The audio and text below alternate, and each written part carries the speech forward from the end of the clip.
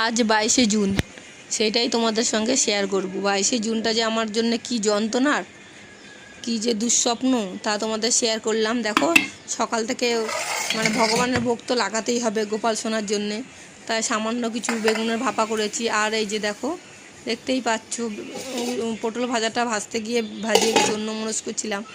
দিনটা এত খারাপ যায়, এই দিনটা ও চলে গেছে এই দিনে 22শে জুন 2020-তে। তো তারপর থেকেই সেই এই দিনটা আসার আগের দিন থেকেই আমাদের যন্ত্রণা শুরু হয়। আরও দুটো যোজনা আছে আমার, কিন্তু যেই জায়গাটা কাটে সেই জায়গাটা তো যন্ত্রণা থাকেই, সেই যেটাই হোক।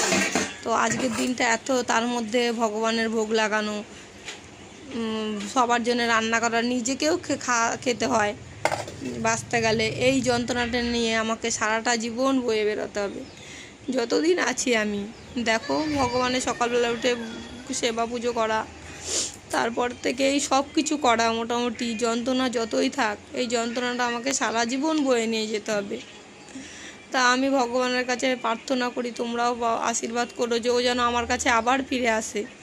দেখো, তারপরে ওর ছবিটা খুঁজছিলাম, তোমাদের দাদাভাই লুকিয়ে রাখে আমি কান্না করি বলে।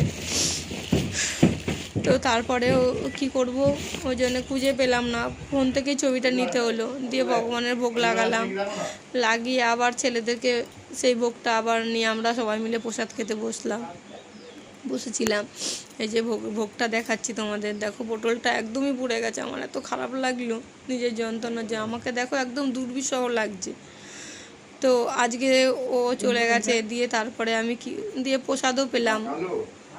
এইদিকে দেখো, এদিকে ছোটো ছেলেটারও পায়ে যন্ত্রণা, সে একটা টেনশন। তাও আরও দুজন আছে, কিন্তু বড় ছোটো ছেলেটা অনেক করছিল, মা ভিডিও করছে, আমি তাও বারণ করছিলাম, তাও একটু করেছে। আর এই যে দেখো, আমার মা আমার ছেলেটার ফটো নিয়ে, মাও কষ্ট পাচ্ছে।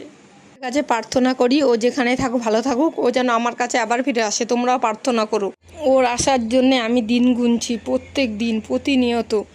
তোমরা একটু ভগবানের কাছে প্রার্থনা করো যেন ও যেন আমার কাছে, আমার ছেলের ছেলে কি মেয়ে হোক, যা হোক, ও যা হোক আমার কাছে যেন আবার ফিরে আসে। আমরা বসে আছি ওর আশায়, ওকে ভালো রেখো।